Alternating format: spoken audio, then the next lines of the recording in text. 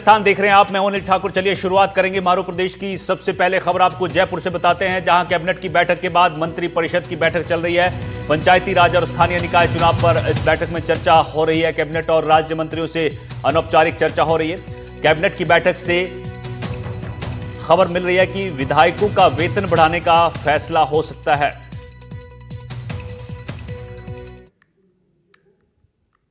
उनके रास्तों को आज अप्रूव करा गया है।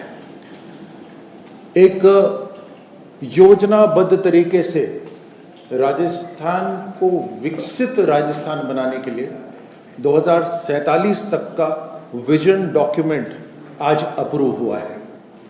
प्रधानमंत्री मोदी जी के विजन को ध्यान में रखते हुए जब राष्ट्र 2047 तक विकसित राष्ट्र बनेगा, उसी की तर्ज पर, उसी राह पर, उसी विजन पर राजस्थान भी माइलस्टोन से पार करते हुए जो लक्ष्य हर साल के हैं, उन लक्ष्यों को प्राप्त करते हुए 2047 तक विकसित राजस्थान बने, उसके लिए एक नक्शा बना है।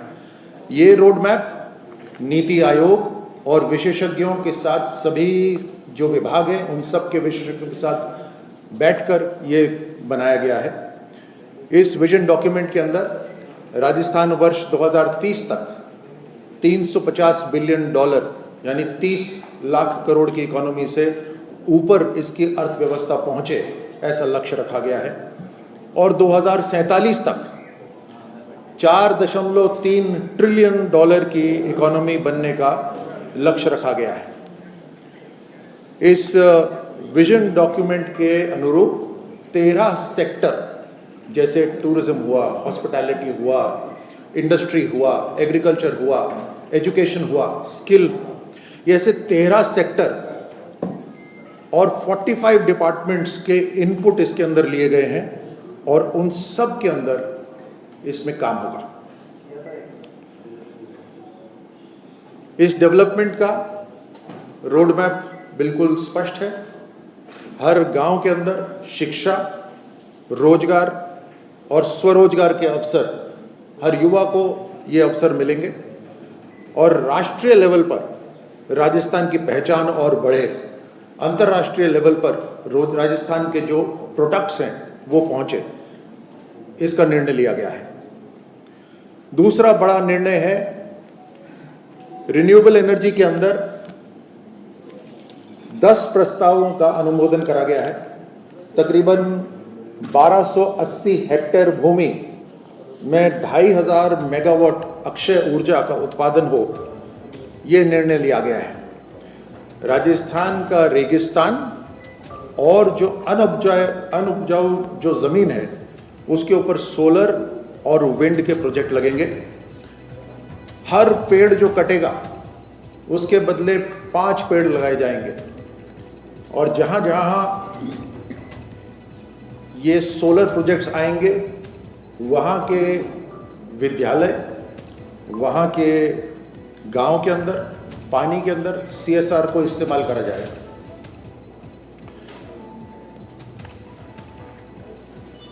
राजस्थान अपनी ऊर्जा उत्पाद के अंदर पूरे हिंदुस्तान को बिजली दे सके और राजस्थान में जो तपती गर्मी होती है उस गर्मी को इस्तेमाल करते हुए हर घर रोशन हो सके और हमारी इंडस्ट्री चल सके। ये देश के अंदर एनर्जी हब भविष्य का, ग्रीन एनर्जी हब भविष्य का, वो राजस्थान बनेगा। इसके ऊपर काम हो रहा है। हमारे बहुत से साथी हैं जो एक्सप्रेस हाईवेज पर चलते हैं, राष्ट्रीय राजमार्गों पर चलते हैं, उनके लिए एक अच्छी खबर है। इस कैबिनेट बैठक के अंदर माननीय मुख्यमंत्री भजन लाल जी ने निर्णय लिया है कि कम टोल, तेज रफ्तार और उससे राजस्थान को 100% फायदा, ऐसा निर्णय वहां पे लिया गया है। राजस्थान कैबिनेट ने एक्सप्रेस टोल रूल 2015 को अमेंड करा है और अब जनता के लिए टोल चार्जेस कम होंगे, उससे डायरेक्ट सेविंग होगी। एक्सप्रेस हाईवे के प्रोजेक्ट तेज रफ्तार से लगेंगे, जिससे सड़कों का निर्माण भी बहुत तेजी से होगा। ये प्रधानमंत्री मोदी जी का जो वर्ल्ड क्लास इंफ्रास्ट्रक्चर है उसको ध्यान में रखते हुए और आत्मनिर्भर भारत का एक हिस्सा बने, ये निर्णय लिया गया है। जयपुर के अंदर एक वर्ल्ड क्लास कन्वेंशन सेंटर बनेगा। ये नए राजस्थान की तस्वीर है जो पूरे भारत को ही नहीं बल्कि दुनिया देखेगी, न केवल टूरिज्म के लिए बल्कि बड़ी बड़ी मीटिंग्स के लिए यहाँ पर दुनिया भर के लोग आए, ऐसा राजस्थान हमें बनाना है। जयपुर के टोंक रोड पर तकरीबन 3,500 करोड़ की लागत से एक मेगा प्रोजेक्ट को आज माननीय मुख्यमंत्री जी ने अप्रूवल दिया है। 7,000 सीट का ये स्टेट ऑफ द आर्ट, बिल्कुल इंटरनेशनल स्टैंडर्ड का कन्वेंशन सेंटर बनेगा। यहाँ पे 2 होटल होंगे, एक 5 सितारा, एक 4 स्टार। आईटी की टावर्स होंगी, रेजिडेंशियल कॉम्प्लेक्सेस होंगे और इस प्रोजेक्ट को वही कंपनी बनाएगी जिसने दिल्ली का मंडपम बनाया है जो बिल्कुल इंटरनेशनल स्टैंडर्ड का है। 36 महीने के अंदर ये काम कंप्लीट होगा। हमारी सरकार ने माननीय मुख्यमंत्री जी के नेतृत्व में जो कहा वैसा करा। हमने मात्र 1.5 साल के अंदर उद्योग के अंदर, टूरिज्म के अंदर, सर्विस सेक्टर के अंदर, एम्प्लॉयमेंट जनरेशन के अंदर बहुत तेजी से बढ़ोतरी करी है। इस कन्वेंशन सेंटर से नए रोजगार उत्पन्न होंगे, कंस्ट्रक्शन के अंदर होंगे, सप्लाई चेन्स के अंदर होंगे, हॉस्पिटैलिटी टूरिज्म के अंदर होंगे, आईटी सेक्टर के अंदर होंगे। जहाँ राजस्थानी जो हैदराबाद में, बेंगलोर में काम करते हैं उनको यहाँ काम करने का अवसर मिलेगा। जो लोकल व्यापारी हैं उनको मजबूती मिलेगी और स्टेट का जो रेवेन्यू है वो स्टेट का रेवेन्यू बढ़ेगा। और जैसे मैं पहले कह रहा था कि जयपुर को एक अंतर्राष्ट्रीय पहचान मिलेगी और मजबूती से हमारे युवाओं को आगे बढ़ने का अवसर मिले, इसके लिए भजनलाल जी, राजस्थान के मुख्यमंत्री जी ने आत्मनिर्भर युवा योजना के लिए एक विश्वकर्मा, माफ कीजिए, आत्मनिर्भर भारत की दिशा में हम सब बढ़ें, उसके लिए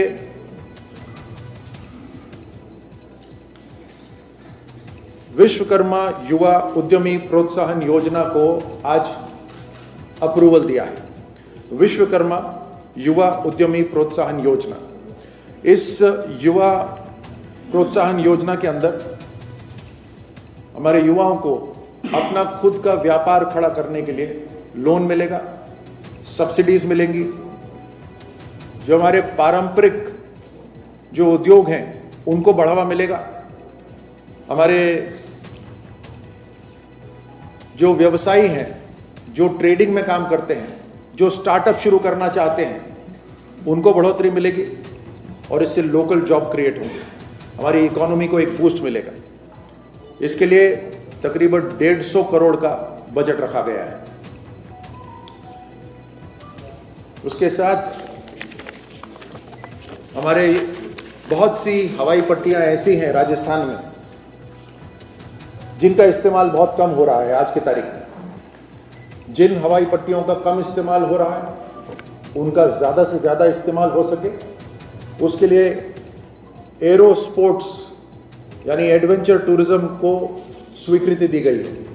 इसके लिए एक नीति बनाई गई है और उस नीति के अंदर बहुत कम दाम पर हम जो एयर स्ट्रिप्स हैं जिनका इस्तेमाल कम हो रहा है, वो एरो स्पोर्ट्स की एक्टिविटीज़ के लिए हम कंपनीज को देंगे, जिसमें मात्र 100 रुपये प्रति वर्ग मीटर का शुल्क लगेगा और 6 लाख रुपए तक की कंसेशन मिलेगा प्रति वर्ष। और पहले 5 साल और उसके बाद अगले 10 साल तक उनको रियायती दर पे उनको लोन मिलेंगे। 20 वर्ष, अधिकतम 20 वर्ष तक की ये लीज होगी और 2000 वर्ग मीटर तक की भूमि एडवेंचर टूरिज्म के लिए दी जा सकती है। चाहे रिन्यूएबल एनर्जी हो या ग्लोबल बिजनेस हो, उसमें राजस्थान को अवसर मिल रहा है। एक नया मॉडल बन रहा है राजस्थान के अंदर जहां हर परिवार, हर गांव के अंदर मजबूती पहुंच रही है। ये एक नया राजस्थान है जो 2047 तक पूर्ण रूप से विकसित राजस्थान बने, उसके लिए हम कदम आगे बढ़ाएंगे। हर साल आकलन होगा, हर विभाग का आकलन होगा और निर्धारित बजट के ऊपर इस लक्ष्य को पूरा करने के लिए, वहां तक पहुंचने के लिए कदम उठाए जाएंगे। इससे आगे मैं चाहूंगा मेरे साथी जोगेराम जी आपको कैबिनेट के ऊपर ब्रीफ करें।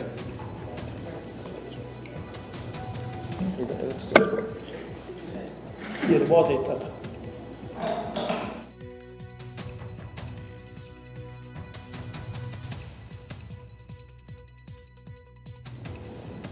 आदरणीय कर्नल साहब से अभी यशस्वी मुख्यमंत्री जी के नेतृत्व में आज उनकी कैबिनेट में जो निर्णय लिए उसकी जानकारी हुई।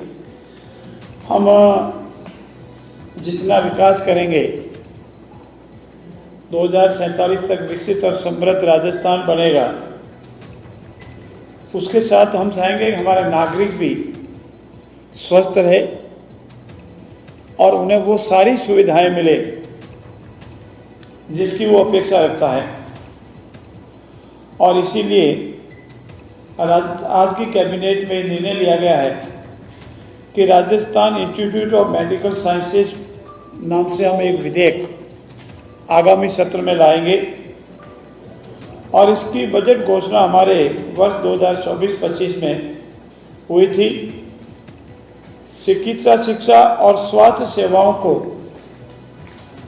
और कैसे सुदृढ़ और बेहतर किया जावे, आम आदमी तक की पहुंच तक किया जावे, इसके लिए हमारे यशस्वी मुख्यमंत्री बहुत ही चिंतित हैं और उन्होंने Rajasthan institute of health sciences जो हमारा RUSS है का विस्तार करते हुए Rajasthan institute of medical sciences RIMS नई दिल्ली की तर्ज पर जयपुर में ऐसा ही इंस्टीट्यूट विकसित करेंगे जो एम्स की तर्ज पर होगा। एक तरह से एम्स की सारी सुविधाएं होगी और इसमें PG स्तर का एकमात्र हमारा ये इंस्टीट्यूट होगा। साथ ही साथ सवाई मानसिंह चिकित्सालय में जो कैंसर संस्थान चल रहा है वो भी इसके अंडर में आएगा। इतना ही नहीं, इस इंस्टीट्यूट में सुपर स्पेशलिटी की स्वास्थ्य सेवाएं आम नागरिक को मिलेगी और हमारा शासन का प्रमुख मुख्य सचिव जो है वो इस RIMS के अध्यक्ष होंगे और इसी की तर्ज पर एक खोज समिति बनेगी जो फैकल्टी का आने का नियुक्ति करेगी। बेस्ट से बेस्ट फैकल्टी हो, स्टाफ हो। राजस्थान स्वास्थ्य विज्ञान विश्वविद्यालय कर्मचारी के रूप में इसका संचालन होगा। इस संस्थान की स्थापना से राजस्थान में मेडिकल साइंसेज में एक क्रांति आएगी। एम्स हमारा जोधपुर में है और राजस्थान में कहीं नहीं है और दूसरा एम्स की तर्ज पर ही जयपुर में ये विकसित होगा। इसके साथ ही साथ आज कैबिनेट में एक सबसे और महत्वपूर्ण निर्णय लिया गया है। हमारे जो नगरीय क्षेत्र है, नगरीय क्षेत्रों में विभिन्न उद्देश्यों के लिए भूमि आवंटन की जाती है। भूमि आवंटन की एक स्पष्ट नीति को लेकर के आज हम कैबिनेट में निर्णय लिया है। सार्वजनिक उद्देश्यों के लिए हो, सामाजिक उद्देश्यों के लिए हो, धार्मिक उद्देश्यों चैरिटेबल ट्रस्टों के लिए हो, निजी निवेशकों के लिए हो, कंपनियों के लिए हो, विभिन्न प्रकार के शैक्षणिक चिकित्सा संस्थान के लिए हो, उद्योगों के लिए हो, व्यापारियों के लिए हो, पर्यटक इकाइयों के लिए हो, इन सब के लिए भूमि आवंटन की आवश्यकता रहती है। भूमि आवंटन में पारदर्शिता हो, निष्पक्षता हो, एक स्थान पर काम हो जावे। इसीलिए ये नगरीय क्षेत्रों में भूमि आवंटन की नीति 2025 आज हमने लाई है और इसमें निवेश करने वाले को अनावश्यक विलंब और खर्चा नहीं लगे और प्रक्रिया हो, सरलता हो, पारदर्शी हो, एक रूप हो और अथॉरिटी किसी भी रूप में दुरुपयोग नहीं करे। इसी का मुख्य उद्देश्य है। इस नीति के तहत विशेष रूप से सामाजिक, सार्वजनिक, धार्मिक, चैरिटेबल संस्थाओं के साथ साथ निजी निवेशकों, कंपनियों, ट्रस्टों, समाचार पत्रों, आपके लिए भी मान्यता प्राप्त राजनीतिक दलों तथा सरकारी विभागों को भूमि आवंटन के प्रावधान किए गए, पहले की नीतियों में नहीं थे। विभिन्न सामाजिक उपयोगी भूमि आवंटन आरक्षित दर की एलडीसी जिसको बोलते हैं, डीएलसी रेट से 40% दर पर किया जाएगा। रिको एंड आवासन मंडल भी इस आवंटन भूमि के संबंध में अपने निर्देश जारी करेंगे। राजकीय विभागों भी निःशुल्क भूमि मिलेगी। जैसा अभी हमारे वरिष्ठ साथी ने बताया, पर्यटक राजस्थान के लिए सभी उपयोगी है और उसको भी बढ़ावा देने के लिए इस नीति में प्रावधान किए गए हैं। साथ ही साथ हमारी जो पूर्व की 2015 की नीति थी उसमें हितायोगी संशोधन करके इस नीति को प्रभावी बनाया जाएगा। मित्रों, राजस्थान सर्वांगीण रूप से विकास करे, राजस्थान विकसित और समृद्ध बने, इस सब के लिए हम प्रयत्नशील हैं, परंतु उसके लिए जरूरी है कि राजस्थान का जो हमारा जीडीपी बढ़े, हमारा कर्मचारी भी साथ ही साथ खुश हो, सहयोग करे और हम लोग अगर काम करेंगे तो प्रकृति भी साथ देती है। और राजस्थान इस लिहाज से इस वर्ष और पूर्व वर्ष की गत वर्ष की बात ही बेनिफिटेड है, बरसात हुई है। राजस्थान विधानसभा में सुरक्षा सवर जो हमारे सुरक्षा में जो कर्मचारी अधिकारी लगते हैं उनके पदोन्नति से संबंधित कुछ विसंगति थी, इसको ठीक किया गया है। मार्शल के पद पर जो आप कभी देखते हैं मार्शल महोदय, उनको 5 वर्ष सेवा पूर्ण किए जाने के उपरांत वो मार्शल का पदोन्नति मिलती थी। अब 5 वर्ष की सेवा पूर्ण करने के लिए द्वितीय पदोन्नति अतिरिक्त मार्शल का पदोन्नति मिल पाएगी, ये एक संशोधन किया गया है। हमारे राजस्थान विश्वविद्यालय के सेक्रेटरीट में सुरक्षा संवर्ग में अतिरिक्त मार्शल के पद के साथ ही साथ 2 वर्ष का अनुभव या 10 वर्ष तक कुल सर्विस को आधार पर भी राजस्थान विधानसभा सेवा भर्ती में मंजूरी दी गई है ताकि उनको प्रमोशन मिल जाए। और साथ ही साथ इस गत वित्तीय वर्ष में 2 वर्ष का अनुभव जिन्हों दी गई है, पहले नियम नहीं था, उसमें शिथिलता प्रदान की गई है ताकि हमारे विधानसभा का जो सेक्रेटरीट है वो भी इसी अनुरूप चल सके। मित्रों, हाँ, साथ साथ एक महत्वपूर्ण आज की कैबिनेट में आगामी विधानसभा के सत्र में जो 1 सितंबर 2025 से प्रारंभ हो रहा है उसमें रखे जाने वाले विधेयकों के संबंध में भी चर्चा हुई है। 3 विधेयक जो हमारे फॉरवर्ड समिति के सामने विचाराधीन वो तीनों आएंगे, दूसरे विधेयक और भी आएंगे।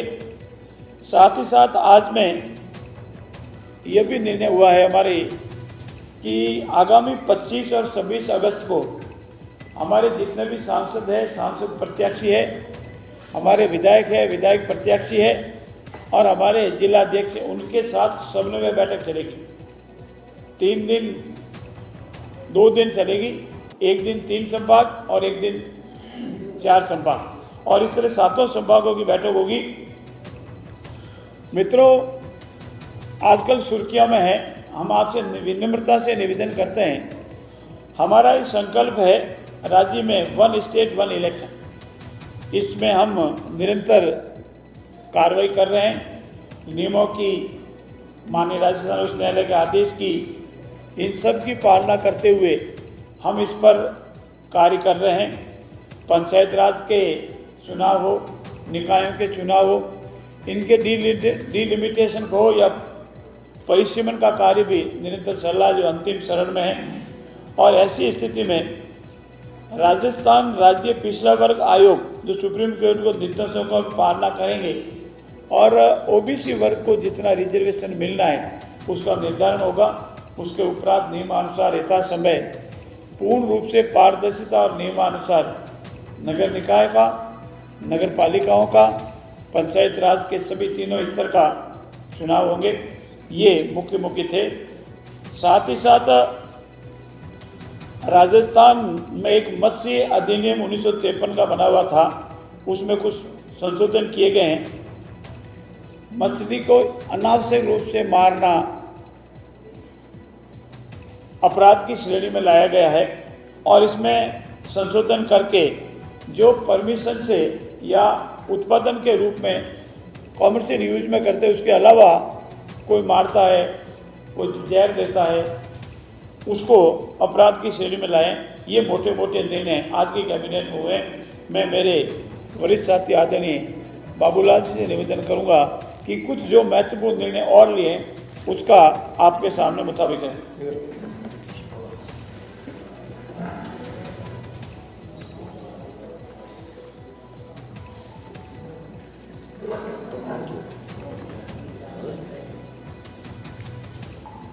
नमस्कार साथियों, आज की कैबिनेट के बैठक का जो निर्णय हुए वो हमारे दो साथियों ने आपके समक्ष रखे। मैं भी आपके सामने जनजाति से जुड़े हुए कुछ निर्णय भी हुए उस संबंध में विषय रखूँगा। धरती आबा जनजाति ग्राम उत्कर्ष अभियान राज्य की सभी 3 डिस्कॉम में धरती आबा जनजातीय ग्राम उत्कर्ष अभियान DAJGUA को RDSS योजना के अंतर्गत क्रियान्वित किया जाएगा। भारत सरकार द्वारा 20 जुलाई 2021 को अधिसूचित पुनरुत्थान वितरण क्षेत्र योजना RDSS के अंतर्गत अक्टूबर 2024 को धरती आबा जनजातीय ग्राम उत्कर्ष अभियान DAJGAU प्रारंभ किया। इसका उद्देश्य मित्रों जनजाति क्षेत्र में बुनियादी ढांचा, स्वास्थ्य, शिक्षा और आजीविका उस अंतराल को दूर करना है, क्योंकि बहुत अंतराल है जनजाति क्षेत्र में। आज भी बहुत आवश्यकता है, जो होने चाहिए उतने काम नहीं है, उसको दूर करना और सामाजिक और आर्थिक स्थिति को सुधार करना है। इस योजना में ऐसे गांवों को सम्मिलित किया गया है जिनकी जनसंख्या 500 या उससे अधिक है और जिनमें इनसे कम 50% आदिवासी निवास हैं। साथ ही आकांक्षी जिले के वे गांव भी सम्मिलित किए गए हैं जहां आदिवासी जनसंख्या 50% से अधिक है। यहाँ पर आज भी बिजली से लोग वंचित हैं और इस योजना का मकसद ये है कि उन गांवों को वहाँ तक बिजली पहुँचा करके उन गांवों में उजाला पहुँचाया जाए। ऐसे माननीय मुख्यमंत्री ने सहानुभूतिपूर्वक विचार करके ऐसा आज का निर्णय लिया है। ऐसे कुछ परिवार हैं 24,308 और आदिवासी परिवार एवं सार्वजनिक संस्थान 84 वो लाभान्वित होंगे। इसी प्रकार आपने और हमने सबने देखा है कि कुछ परियोजनाएं बनती है, पेयजल परियोजना बनती है, सिंचाई परियोजना बनती है और बनती है तो वहाँ विस्थापन होने वाले व्यक्ति को पुनर्वास के लिए जो लाभ मिलना चाहिए वो मिलता तो है, लेकिन वो लोग वंचित रह जाते हैं जो वीलानामे जमीन में बसे हुए हैं, चरागाह में बसे हुए हैं या वन भूमि में, वो रिकॉर्ड में नहीं है तो उनको लाभ नहीं मिलता था। आज माननीय मुख्यमंत्री जी ने 2 योजना जैसे हथियादेह एवं करवरी खुर्द 323 मकानों के पुनर्वास हेतु 6.89 करोड़ की विशेष अनुग्रह राशि स्वीकृत की, मंजूर की, मंत्रिमंडल ने स्वीकृत की है। लंबे समय से चरागाह ये मैंने आपको बता ही दिया। इसी प्रकार वृहद परियोजना डाई मुख्य नहर RD 3200 और 89.40 किलोमीटर हेतु भूमि आवती हेतु अटरू तहसील में, यहाँ पर भी यही स्थिति थी। यहाँ पर भी माननीय मुख्यमंत्री जी ने सहानुभूतिपूर्वक विचार करके उन लोगों को भी लाभ देने का काम किया। इससे एक ये होगा कि अब जितनी भी योजना बनेगी उन योजना में जो ये वंचित रह रहे थे उन लोगों को भी लाभ मिलेगा, ताकि कम से कम वो लोग बेघर होते हैं, उनको लाभ नहीं मिलने के बाद वो एक तरह से उजड़ से जाते हैं। तो ये माननीय मुख्यमंत्री जी ने इसकी सहमति दी और मंत्रिमंडल ने इसकी सहमति देने के बाद में आज उनको लाभ मिलेगा, तो ये उन लोगों के लिए एक वरदान साबित होगा। आज के इस अवसर पर इतना ही, धन्यवाद। धन्यवाद सभी को। कोई प्रश्न? हाँ बताओ। हाँ बोलो बोलो। एक स्टेट एक्सप्रेसवे, स्टेट के जो बनाए हुए एक्सप्रेसवेज हैं और स्टेट आगे जो एक्सप्रेसवेज बनाएंगे। आपने कहा वन स्टेट वन इलेक्शन को लेकर बात हुई, लेकिन एक तो राज्य निर्वाचन आयोग ने लगातार अपनी प्रक्रिया का काम आगे बढ़ा रहा है, वो मतलब हम जल्दी कराएंगे, तो ये टकराव वाली राज्य निर्वाचन आयोग भी नियमानुसार कार्रवाई करेगा और हम लोग भी नियमानुसार कानून के अनुसार कार्रवाई करेंगे और हमारा संकल्प है वो पूरा होगा। टकराव नहीं होगा तो उससे कोई टकराव नहीं है, टकराव की संभावना तलाशना भी गलत है।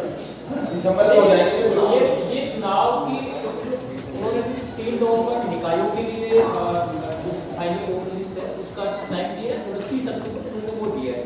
महीना भर लगभग इस पूरे प्रक्रिया में लगता है, बात दिसंबर तक आती है और आप भी दिसंबर की बात करें, लेकिन ये टकराव वाली जो हालात बने हुए हैं क्यों बने हुए? ये टकराव की संभावनाएं ढूंढना बंद करें, विद्रोह न टकराव था न है न रहेगा, सभी काम पारदर्शिता नियमानुसार समय के अनुसार होगा। देखिए, ओबीसी कमीशन अपने आप इंडिपेंडेंटली काम करता है।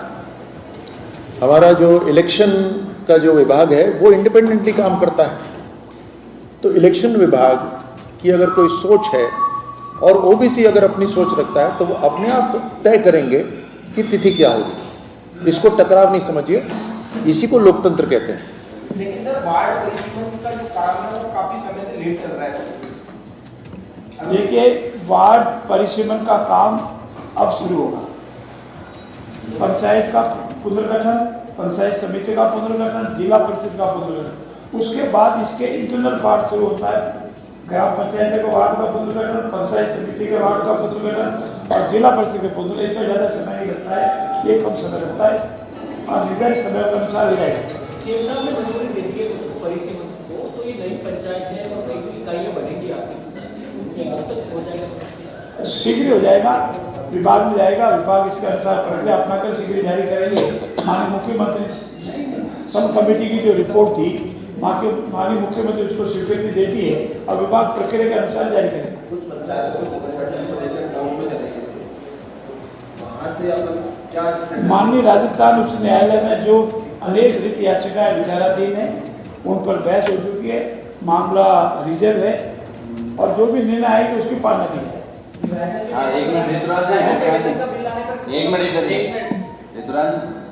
वो विधायकों का जो वेतन भत्ता बढ़ने का कोई बिल है वो उसके प्रारूप का अनुमोदन हुआ है?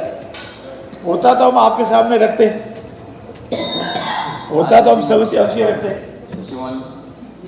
बस, थैंक यू। Thank you. खिलाड़ी की सब मेरा सवाल है। मेरी बात सुने, तेरा सवाल तो मेरे से ही होगा भैया। नहीं, आज ये थोड़ा नीचे क्रम देखो वो कैसे है। मेरा सवाल